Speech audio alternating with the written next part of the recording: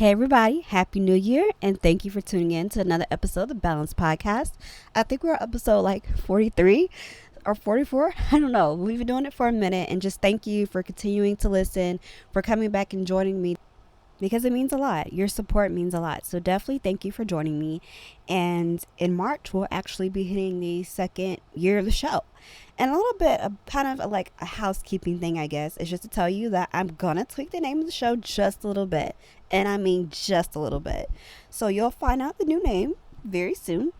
And I'm also going to create a new logo. You know, I like to do a new logo for the show every year. So just, be on the lookout for those types of things. Also, do not forget about our listener letters segment. If you're going through things, and look, we all do. I've been going through it lately, but it's a new year. So just if you even need to vent, just get it all out, drop it in there. It's anonymous. Like, I don't know your email. I don't know your name. I don't know anything. All I see is what you have to say. If you need to vent and you just want to get it out, that's fine too. If you want like advice on a situation, like something going on with your boyfriend or your friend or a roommate or your job or whatever is like stressing you, school, like whatever you need advice on, like write it in there and I'll try my best to help you. So yeah, and then also don't forget about our social justice spotlight. So that segment has two purposes. The first purpose was, like I said so many times, with Trayvon Martin and especially Mike Brown and all the happenings in Ferguson. Social media was so great about telling us what was going on before like things hit mainstream media. Like, and even with Nipsey Hussle, we found out about him being shot on Twitter. Like, I thought on Twitter like hours before it got reported on like any of the mainstream outlets. So my point is, there's things that we know that are going on in our neighborhoods and our local cities and states that do not hit mainstream news, that require like advocacy, that require awareness. So drop that in there so I can make it known, because like this show is widely distributed, so it'll be really helpful. And then also the second part of it is basically, I also want to highlight, I don't always want to talk about the bad. I want to talk about the good. So that's also why I have a second part where you tell me about, again, local, state, people who are doing great work in the communities who aren't getting like national attention. I would love to mention them on the show. So those are the two things that you can drop in there. You can find the form again on our website, which I tweet out on the podcast page every now and then, and definitely in the forms themselves that I also drop off on the page. On Twitter and everything like that. So yeah, just drop it in those. And I think that kind of wraps up the housekeeping thing. So we're just kind of jumping to the show. So today's show is kind of different. It only has two parts, two segments. That's it. So the first part would be tackling some hot topics and things going on in the news. And then the second part will be our interview. So that's it. Just two things this episode. And so our interview will be with Jaali Marshall, and she's an independent researcher, sex educator, and mental health professional who focuses on the topics of sexual development, sexual attitudes and behaviors, and reproductive rights. And she's also the owner of her own company. And her company, it specializes in comprehensive pleasure-based sex education for adults. And she's also an HIV/AIDS activist and conducts community workshops nationwide. So we'll just kind of tackle a lot of that in our interview. And if you are signed up for our email list, you kind of know a little bit about, the main topic of our interview. And so that's another thing that housekeeping wise I want to mention. So please join our email list for the Balance Podcast. I promise I don't send a lot of emails, because who got time for that? I don't, and you don't either. So yeah, you could just DM me your email address to the podcast page, or if you know my personal Twitter account, you can DM it there. I'll add you to the list, and basically you'll get things like affirmations, you'll get updates, you'll get to know ahead of time what exactly the episode is about. You'll get direct links sent to you, so you don't have to worry about finding it in a tweet or something. You'll have the direct link right there in your email. You'll also have links to blog posts as soon as they come out. You know the topic of those ahead of time, and you'll get the links for those. And when I start giving away free stuff, which is coming soon this year, you'll get access to it first. So yeah, just join it. Just drop your email in there and we'll be good. So jumping in hot topics. A little, I guess, talking about like politics and stuff like that. So Joe Biden, he was at a town hall, and a woman asked if he would entertain a Republican vice president.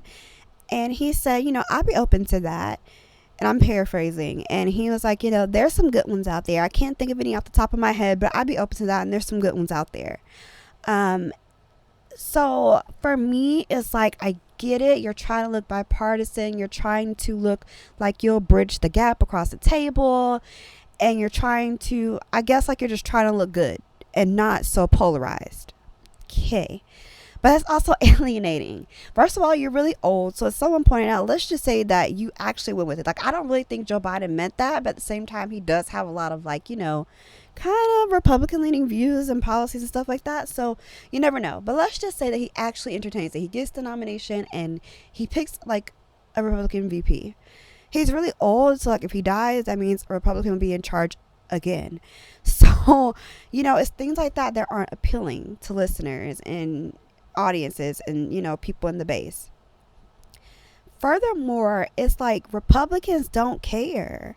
Like, they don't, that's not gonna do anything. Like, you're trying to appease people that can't be appeased in the way that benefits the whole, you know, that the country. So it's like, I just don't get it. It's a no, and it's stupid. You know, you need to be kind of looking more to energize the base. Pick, you know, very strong, diverse VPs, something like that, because there's a lot of critique about the field being old and white right now, and there needs to be young blood. Even, you know, former President Barack Obama, I mean, I still call him President Obama, but whatever, he says, like, that there needs to be young blood, and he said that even when his, like, you know, former VP is running, and it's true. Biden just doesn't think things through, I think, a lot. He just kind of just speaks and then thinks later, you know, kind of thing. But the thing I think that the Democrat base needs to do, the DNC, they need to target people who set it out. You need to try to re-energize those voters to come. You need to work on, you know, maybe independent voters. You can swing them. You need to work on, you know, combating voter suppression. Work on that. Work on having tangible policies for, like, black people, for instance, who are, like, super loyal to you and your party, with, like, 90% always voting for your party. So again, like, think more strategically, you know, about what you do and how you operate. Trying to pull in Trump voters or people who voted for Trump, if you go that far, they're not Democrats. You're not going to be able to swing them in, especially when there's more people who want to see progressive policy, real tangible things.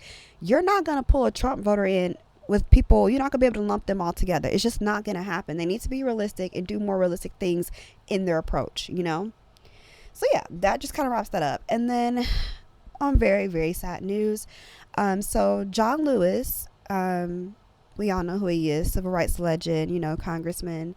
So he was diagnosed with stage 4 pancreatic cancer, and we all know that typically that's the same as Alex Trebek has, and Patrick Swayze had it, and, you know, it's one of the most, you know, dangerous cancers to get, and of course we know stage 4 is pretty bad for anything, and it doesn't have the best survival rate, but he's gonna fight, and if anyone can last, you know, and beat the 5-year rate, he's one of them, you know. So just kind of keep him in your prayers and thoughts and things of that nature. And then kind of something else that's kind of important to talk about, and I don't really see much of Twitter talking about, is Swali. I think that's how you pronounce it. Swali. I don't know, y'all. Like, I don't listen to Ray Shrimp like that. Like, I don't listen to their music. But yeah, I've been seeing a lot about his girlfriend. She's, like, abusive. There's been a lot of abusive situations, but the most recent one that I saw was she put a $20,000 bounty on his head. He said, like, I got $20,000 for anybody who will kill him. And then, like, later she was like, oh, we're good, it's all good, never mind. But you don't joke about things like that, especially when they have, like, a very lengthy abusive history, and he just won't leave her alone. But that's typical of abuse victims. And either his mother's worried. She posted about it and saying, you know, something happens to my son, I'm coming for you. His mother's worried, and if a mother's worried, then she knows, like, it's bad. And again, I want to give equal attention to domestic violence issues when it happens to men just as much as it does when it happens to women. And so I want to highlight on the show because that's very important. And also, I can't 100% say, like, I haven't had the time to 100% verify it. So if you have the time, great. But according to news sources, news outlets, and you can kind of Google it. So at 13, allegedly, his girlfriend conspired with others to basically kill their guardian. Like, hold behind arrested and sent to juvie for that stuff. So, you know, if this is in fact her, I mean, same name, age, birthday, all that matches up. If that's her, like, you really, with that information, you have to take all this seriously, you know? That's very important. So just want to highlight that and just kind of bring it to awareness. And then just kind of jumping into our last two topics of hot topics. Nick Gordon, ex fiance, boyfriend, whatever of Bobby Christina Brown, which of course is the daughter of the late Whitney Houston and R&B singer, No Edition member Bobby Brown. So yeah, Nick Gordon he was pronounced dead yesterday. So apparently New Year's Eve, turning up too hard. We all know he has a history of drug abuse. Turned up too hard, and he was admitted to the intensive care unit. News sources say he had a series of heart attacks and then he died early New Year's Day. What I'm going to say is, I'm not going to really try and speak ill of the dead. And he has a family and they're grieving for him and they're allowed to. That's their family. But I'm not going to sit here and act like it's super sad. And in a way, like, it just seems kind of karmic. Given Bobby Christina passed away and he was found legally responsible for it. And they couldn't conduct a real criminal investigation because, as you know, like Bobby Christina, like, you know, she was in an induced coma, medical coma, and she never regained consciousness and she went to hospice. And so that was 6 years later. All the evidence, all those things were gone. That could have helped bring, like, you know, official criminal charges. But he was under investigation, criminal investigation for domestic violence charges against her. And when you look at things like the coroner's report, things about her body, she had teeth missing, she had bruises, busted lips, I believe, all these different things that indicate domestic violence. So it's, again, I have to make sure and watch what I say, but, you know, one can reasonably assume that he abused her and that he played a part in her death. And as you know, everybody that was around when Barbara Christina died, they've died. The white boy that was around that called 911, he died in 2008 from overdose, and Nick Gordon is now dead from an overdose. So, you know, karma's real. I'll just leave it at that. And then we're going to talk about Ari Lennox. And so basically, people are on Twitter saying that she and Tiana Taylor look like Rottweilers or whatever. And, you know, you can see that she's visibly upset in her Instagram live. And she's like, you know, you can tell she's cried a little bit about people and the way they attack, but people, specifically black men attacking black women and comparing them to dogs. And I've seen all kinds of attacks, especially for like darker skin, you know, not like exotic or light skin looking black women, like, you know, the whole burnt roaches and comparing them to dogs and all kinds of animals, beasts, all kinds of things coming from black men. And no, it's not all black men, but we're not going to go there because it's a large enough thing that enough black men are doing it, that it's causing issues, that it's causing division, that it's causing problems, and it has to be addressed. You can't sit here and not all black men all day stuff. That's not going to help anything. It's a real thing. I don't care. I don't care if it's not all black men. It's a large percentage of black men, and it's not right. Like she said, like, where is the unity? And I kind of tackle, you know, the lacking of unity in the black community in a blog post, but, you know, again, where is that unity? Why are you attacking your own people? You know, like, you don't see, like she said, you don't see white men out here comparing white women into different animals and beasts and roaches and reptiles and all these different things. You don't see Hispanic men doing that. You don't. Like, I'm not going to say that they don't degrade their women, they don't do their women wrong. Of course, like, that's a universal thing. But you don't see the same type of almost hatred, honestly, hatred, disgust, and venom directed at black women. You don't see that in other groups. And it's just, it's frustrating and it's disheartening. And when you're not all men and you're distracting from it and you're not addressing the real the problem, and it might not be you, but it might be your homeboy, and you just laugh or you just shrug. No, check him. Check your dad, check your brother, you know, whatever, whoever it is, check them when they're being wrong. If you see it on Twitter, check them. Like, accountability is real. Like, karma's real, accountability is real. All of this stuff is real. Like, I don't know, but yeah, I'm just gonna wrap that up. So we are going to take a quick break and then we'll be right back with our interview. Hi everyone, we are back. As promised, we're going to switch the topic up this week. I know y'all are excited. I know y'all ready. So anyway, we are here with Jaali Marshall, sexologist, researcher, and HIV activist. So let's go ahead and jump in. So what inspired you to become both a sexologist and an HIV activist? Well, first, thank you for having me. I really appreciate it. I'm excited. Um, Absolutely. So what initially inspired me was my background is in psychology and sociology, but I knew I didn't want to do clinical psychology because to Mhm, me I thought I might get bored with that mhm, as a career. So one day I was having a conversation with some friends and like we started talking about sex as usual, and mhm, and it kind of pops up like, I wonder if there's some kind of way to like merge sexuality and psychology and things like that. mhm, So I started as a researcher first because I wanted to answer the question basically, how are we learning about sex and sexuality and mhm, like our behaviors and attitudes towards sex and sexuality. So I kind of started there, mhm, and then from there started volunteering at places in Atlanta when I lived there and really getting into the education piece of it. And then I went back to school for marriage and family therapy and then just kind of grew from there.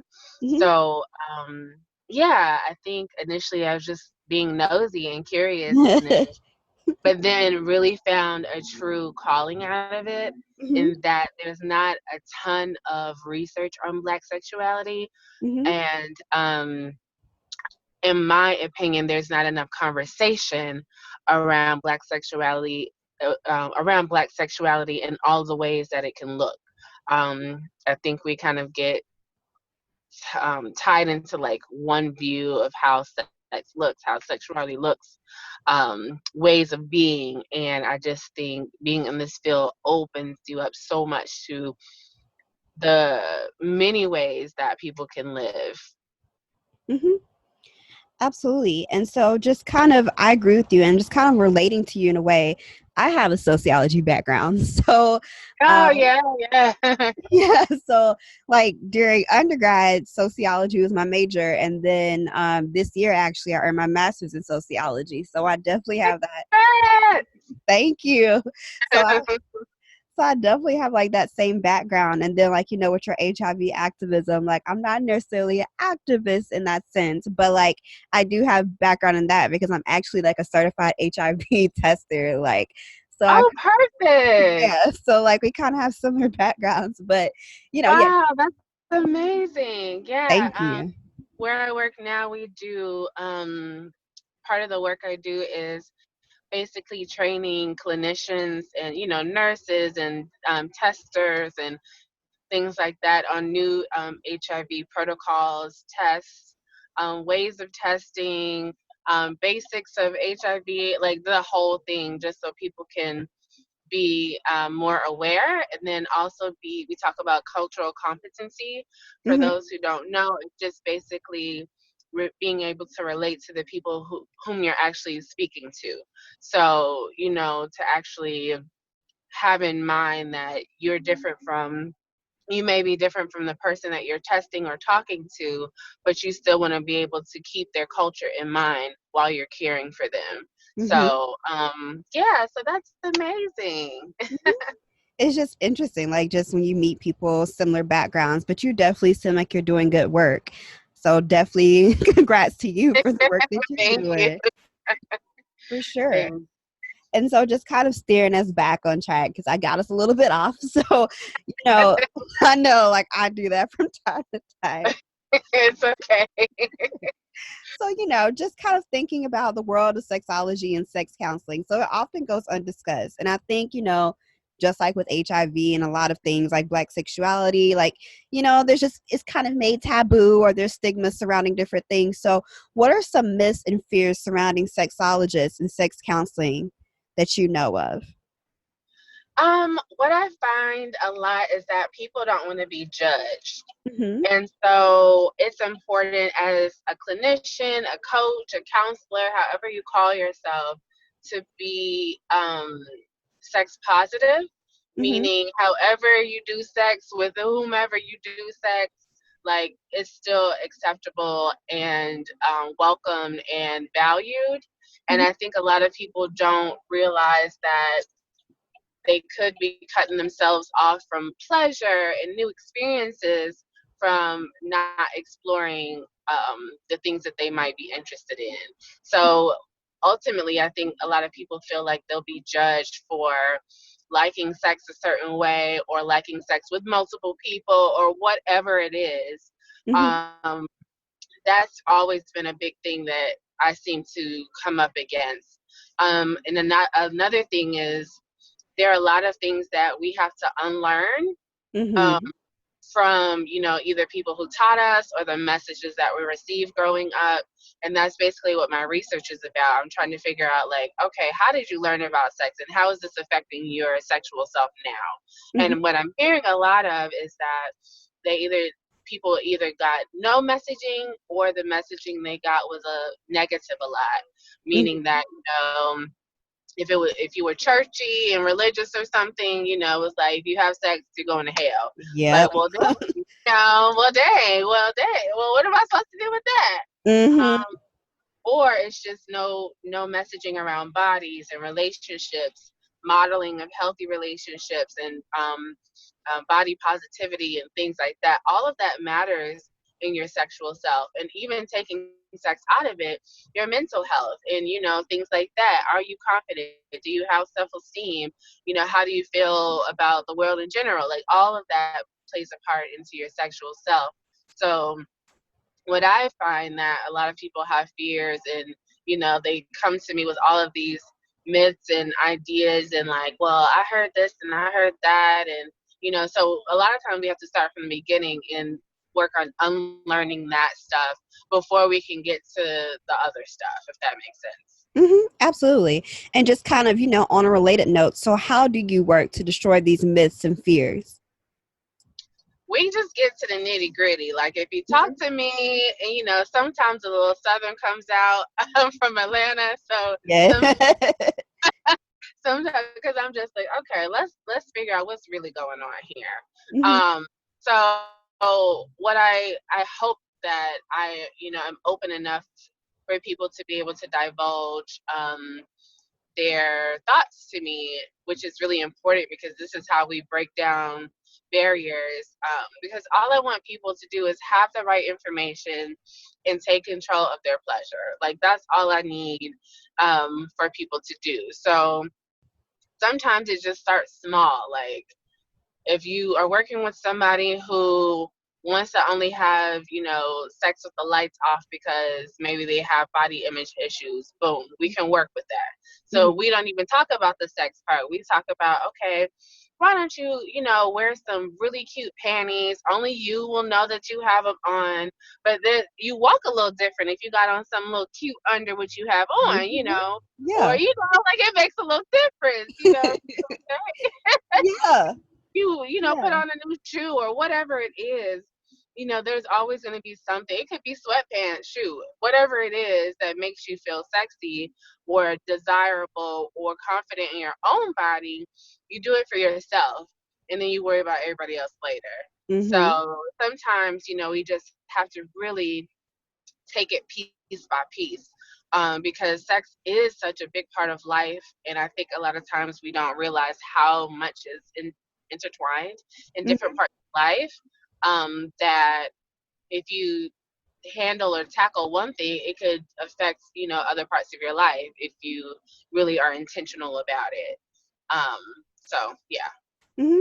And I just kind of want to repeat something you said, because you said a word. When you said do it for yourself and worry about everybody else later, that is a word, a proverb for like so Listen. much of your life. Like, that is just needs to be applied in all areas. Yes, I have been talking, I feel like everybody has a little group chat. One of my group chats, we have been really working on centering ourselves this year. Mm-hmm. And when we talk to each other about like what we're going through and all that stuff, we said, how can you center yourself in this situation? And it's like a check, right? It's like, oh Mm-hmm. wait, am I putting other people's needs in front of mine? Am I giving myself, to somebody else and like not leaving anything for myself?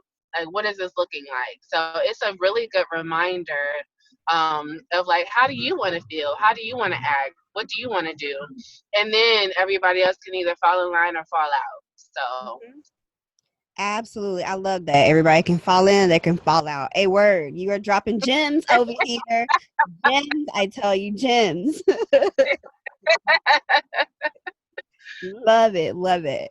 So just kind of, continuing. So I've been researching, sex counseling and coaching, and then I came across tantric sex. So what is it? How can it be helpful? And then what are your top 3 tips and recommendations?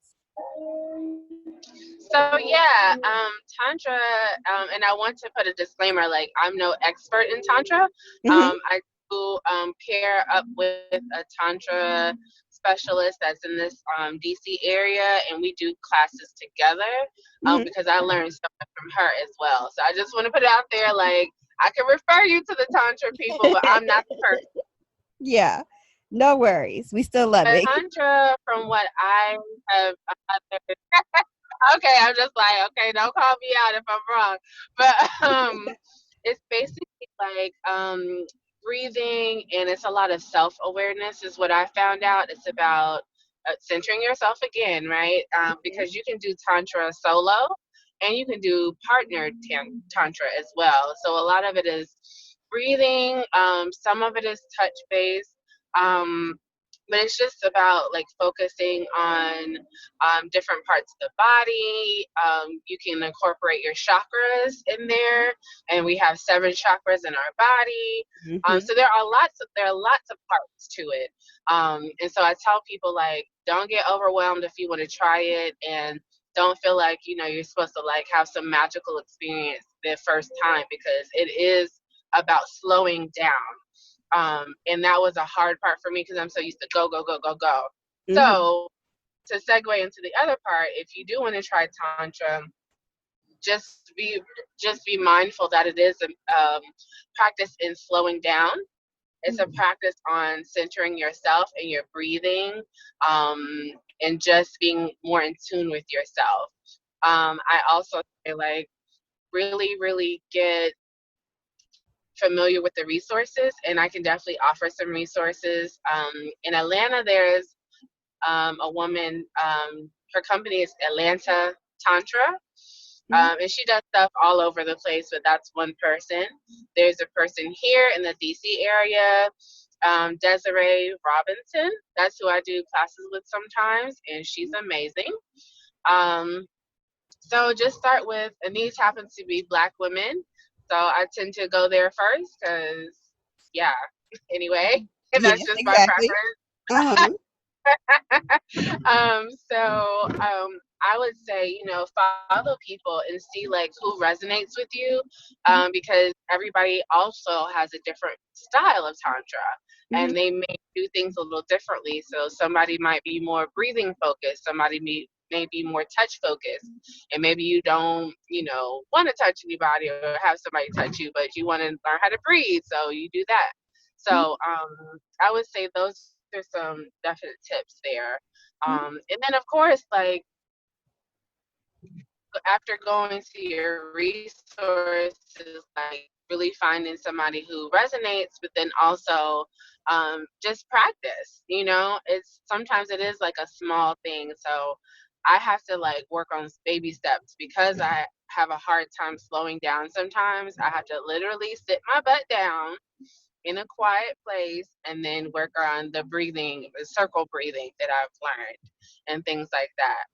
If you happen to be partnered, ask your partner if they're willing to, practice like some really small things, and maybe that's a way that you all can reconnect. But yeah, there's so many so many elements to tantra, in my opinion, that you really do have to kind of see it for yourself and pull what you need from it. Absolutely. And then before we jump into like the next question, just kind of going off a little bit what you said. So like the listeners know that like I believe in spirituality and I've had different guests on to speak to it. So you mentioned the chakras and just kind of like a refresher for the audience. The 7 chakras are like, your crown, your third Mhm. eye, your throat, your heart, your solar plexus, your root, your sacral, those. So just a brief refresher, for the audience to just kind of help them keep up with what we're saying and everything like that. So just kind of move it into the next question. So let's talk BDSM. So 50 Shades of Grey kind of put it, Yes. yes, 50 Shades of Grey kind of put it on the mainstream map. And so even though that movie isn't considered a full or completely accurate representation of the practice, So anyway, can you kind of explain a little bit more about what BDSM is? And then can you kind of give us 3 tips that you can offer to those who are interested in the practice? Sure. So, yeah, so 50 Shades came out. So just also I have all these disclaimers. I did not read the book, nor have I seen the movies. Oh man, I've Um, done both. Read the book and ain't seen the movie.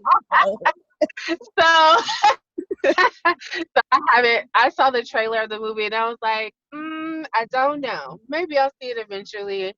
I'm not sure, but mhm, I just want people to know, like, that I can't reference any specific characters or anything like that. But mhm, I was talking with somebody who I'm a part of the National Council for Sexual Freedom, mhm, and they tend to be more kink focused. mhm, Um, so kink is the overall umbrella, and so BDSM may fall into an overall kink category. So kink may be a fetish, kink may be BDSM, kink may be a million things. So they tend to be more kink focused, which also means that they have resources around BDSM. And so they asked me to be a part because I am a researcher, and then I'm also more of a generalist. Like kink is also not my specialty or focus in what I do. Um, but that being said, I do know enough about BDSM to know that one, it's not all. I feel like there has been a very particular way that BDSM is portrayed, or like this image we have in our minds about what it is. So it's like leather whips, chains, all this stuff. People like hanging from the ceiling and against the wall and all that stuff. And yes, it can be that, mhm. but people may not realize they're maybe already into BDSM and not even realize it. So if you like, you know, I'm not gonna cuss on here. Let's see. If you like smacking butt, No, you if can you say as it's like, okay. fine. I was like, I don't know. My mom says it's in the Bible, so it's all good. Go ahead. You're right. You're right. So, if you like your butt smack, you like smacking butts, there you go. If Mhm, you like your hair pulled, there you go. If you like, so there are lots of little things. There are lots of levels to BDSM that people don't realize. It's not like the quote unquote extreme stuff. Yes, that is there, but it takes a lot to get to that point. Also, what people don't realize about, and I guess can also be a tip, if you happen to go to, a dungeon, and a dungeon is basically where people negotiate scenes that they want to play out. And, there's lots of consent in BDSM, which is something I really like, is mhm, you negotiate. And that's what it's literally called, negotiating scenes. So we are clear before we start this act of where we're going to go. We have a safe word in place. We know that, I can tell you to slow down, speed up, stop, go, all this stuff, and you're going to hear me and you're going to react immediately. mhm, So I think people think it's a free for all. It's not. It's very organized, it's very monitored, it's very, safe in the sense that people are watching and making sure that nothing's getting out of hand. um, like I said before, there's lots of consent involved, so I think that's really, really important. If you are looking to get into BDSM, I think it's important to go slow, like just kind of see like where your boundaries are, mhm, so that you don't get overwhelmed, especially if you have this image in your head that is like a free for all. You might want to just do something small, or like if you're partnered, or even if you aren't, bring somebody with you that you trust, so mhm, that way if you wanted to negotiate a scene together or play together, or just have somebody there to watch your back, there you go, you have somebody there. um but yeah, I think it also comes down to research and just knowing who you can talk to, and at least find more resources. And I also have resources for that. Let's see, who is it? Honestly, Nay, and that's NAE. They also do like rope bondage, which is very beautiful.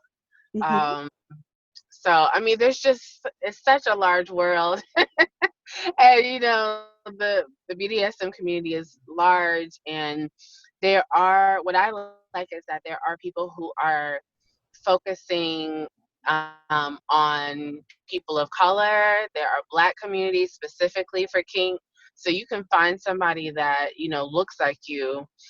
Because I also think that if you're talking about the Black community specifically, we think, oh, that's white stuff. Uh-huh. No, it's not. You know what I mean? That's Exactly. that white stuff. We don't do that. And I'm like, oh, we absolutely do. Mhm. Um, so I think it's important to know that there are communities of people who look like you, whoever's listening, you, whatever you look like, there are people that look like you Mhm. out here, in these environments so you can learn from. And I feel like the people who are in that world who may be dominatrix, like dominant people, they're also willing to teach and walk through and talk about what's coming next and things like that. So I think that's also really important. Mhm. Absolutely. Thank you. And so, just kind of wrapping up our sex tip portion. So, what is one tip you can recommend for, traditional sex? And kind of what are your top two dating tips? Um, Traditional sex. So being in this world, I I don't know.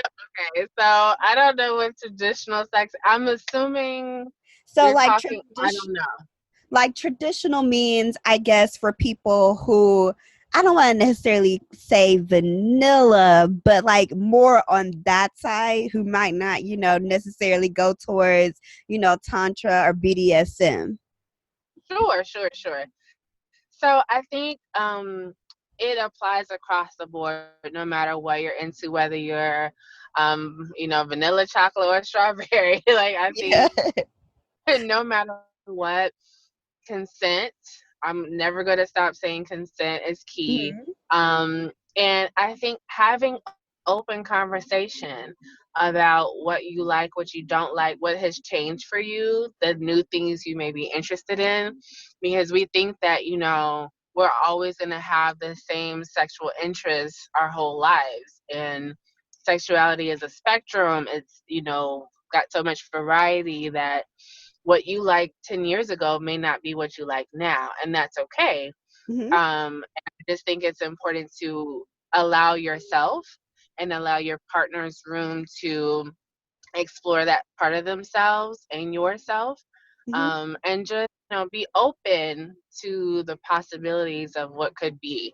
Don't close yourself off from potential pleasure because of fear, or because you don't really I don't know what that is.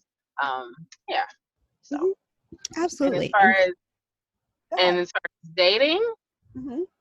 so I haven't dated in a while, but Me as either, far as girl. It's been a minute. so, but I will say, like, keep it light. I think there's a way to balance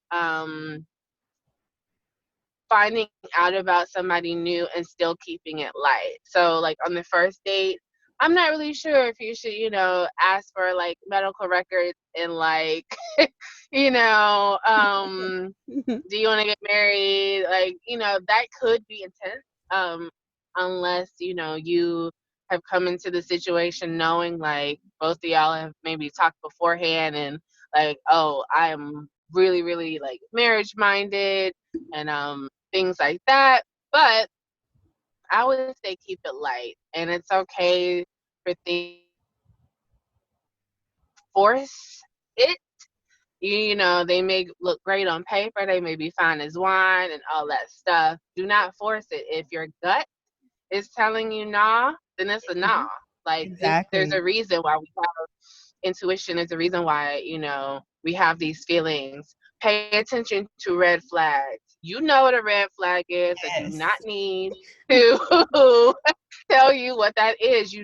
We've had experiences. We know what we don't want, generally speaking. If you see that, it's okay to keep it moving. Um, Yeah, I would definitely say that, and like be okay with being single, if that's what you want. If you want to be in a relationship, be okay with being single until you find a person or persons that work best for you. Hmm. Absolutely, I agree with all of that. And I think, but some people, they're scared of being single. But I think Mhm. if you have that fear, then you actually need to be single because you need to know how to deal with the self. You need to know how to Yeah. be alone and love yourself. So definitely.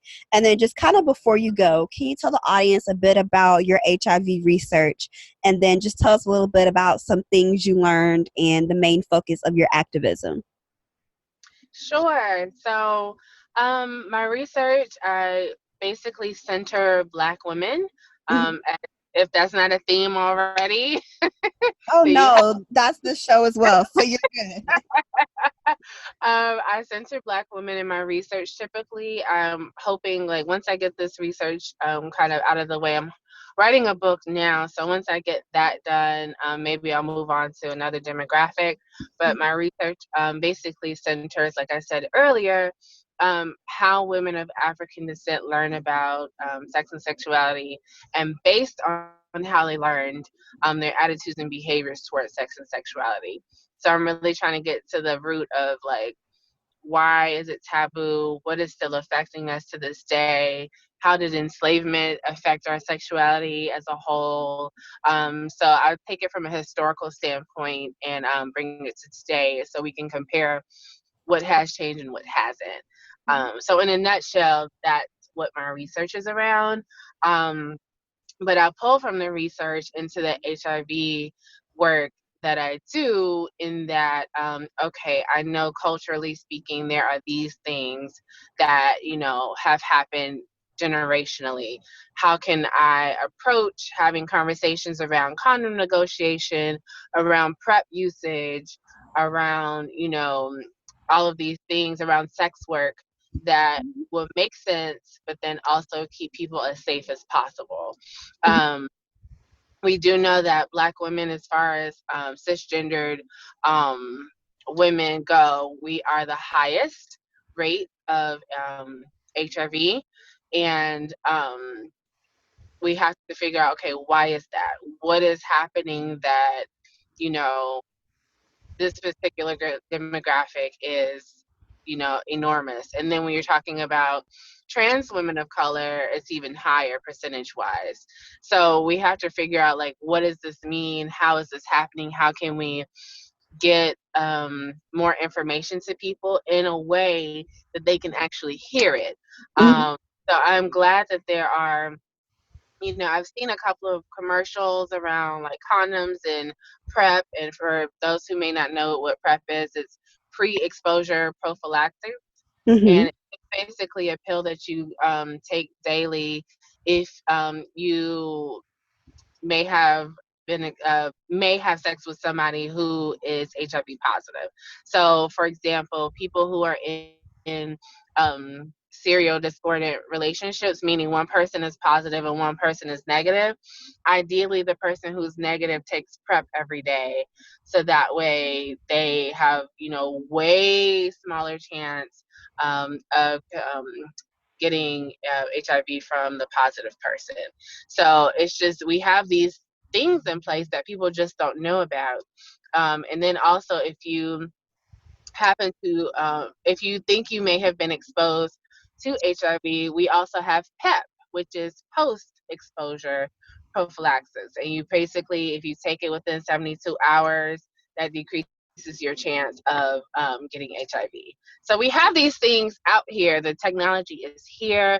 People, you can have a long, healthy life if you are HIV positive. And I think that, people who are in the 80s, babies, 90s kind of thing, where we saw maybe these pictures of people just withering away, that's just not really the case these days. And Mhm. so we need to be clear that it is possible to be in a relationship, to get married, to have babies, all of these things, um, while being HIV positive. So some of the work I do is that.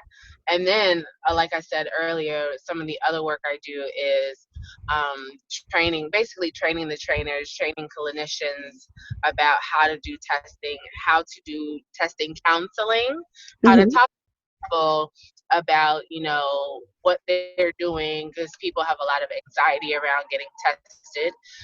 And so how to counsel if there's a negative result or if there's a positive result. Mm-hmm. Absolutely. And so, just while we're wrapping up, I just want to go ahead and thank you so much for appearing on the show today. Thank you so much. Thank you. That's definitely you're good. It has definitely been a pleasure. Thank you so much. I really appreciate it. Happy New Year, everyone. Thank you. So, guys, we're going to take a quick break and then we'll be right back. All right, so that pretty much wraps up our show. Thank you for listening.